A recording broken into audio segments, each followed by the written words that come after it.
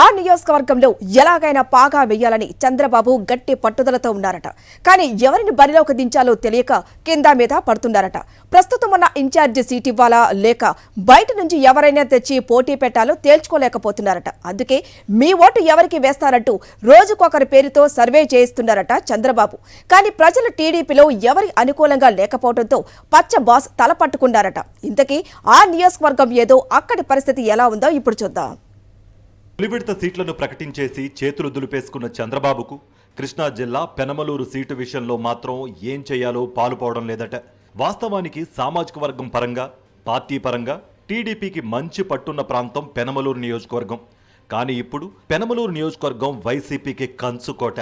దీంతో ఈసారి ఎలాగైనా పెనమలూరులో టీడీపీ జెండా ఎగురవేయాలని చంద్రబాబు తీవ్రంగా ప్రయత్నిస్తున్నారు.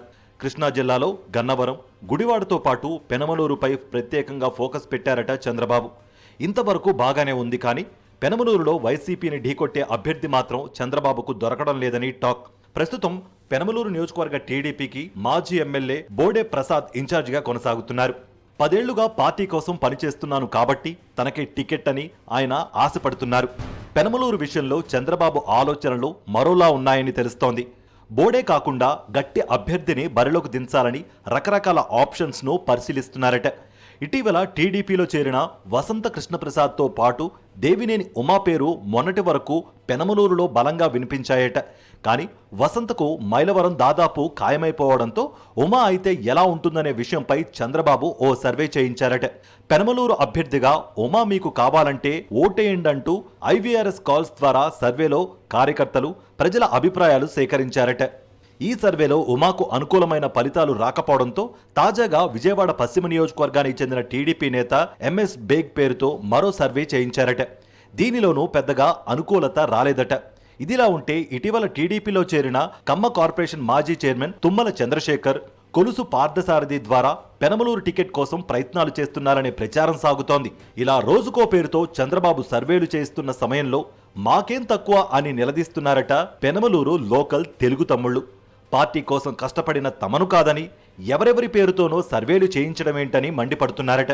ఎక్కడెక్కడి నుంచో అభ్యర్థులను తెచ్చి బలవంతంగా తమపై రుద్దే బదులు ఆ టికెట్ ఏదో తమకే ఇవ్వాలన్న డిమాండ్ను తెరపైకి తెస్తున్నారట. ఎంఎస్ బేగ్ పేరిట సర్వే చేయించిన తరుణంలో మైనారిటీ కోటాలో తమకే అవకాశం ఇవ్వాలని పట్టుబడుతున్నారట టీడీపీ మైనారిటీ సెల్ ప్రధాన కార్యదర్శి షేక్ బాజీ షాహిద్. మొదటి జాబితాలో మాజీ ఎమ్మెల్యే బోడే ప్రసాద్కు సీటు ప్రకటిస్తారని అంతా ఆశించారు. అలా జరిగేలా లేదని తెలిసిపోవడంతో బోడేకు టికెట్ ఇవ్వకపోతే మైనారిటీ అభ్యర్థిగా తనకే కేటాయించాలి, కానీ వలస వచ్చే వారికి ఇస్తే మాత్రం సహకరించేది లేదని వార్నింగ్ ఇస్తున్నారట. పార్టీ కోసం కష్టపడిన వారిని చంద్రబాబు గుర్తించకపోతే పరిణామాలు తీవ్రంగా ఉంటాయని హెచ్చరిస్తున్నారట. పెనమలూరు టికెట్ విషయంలో చంద్రబాబు నాంచుడు ధోరణి మాని త్వరగా తేల్చేయాలని అక్కడి నాయకులు డిమాండ్ చేస్తున్నారు. పెనమలూరులో జెండా పాతడం ఎలా అంటూ చంద్రబాబు రకరకాలుగా తిప్పలు పడుతున్నారు.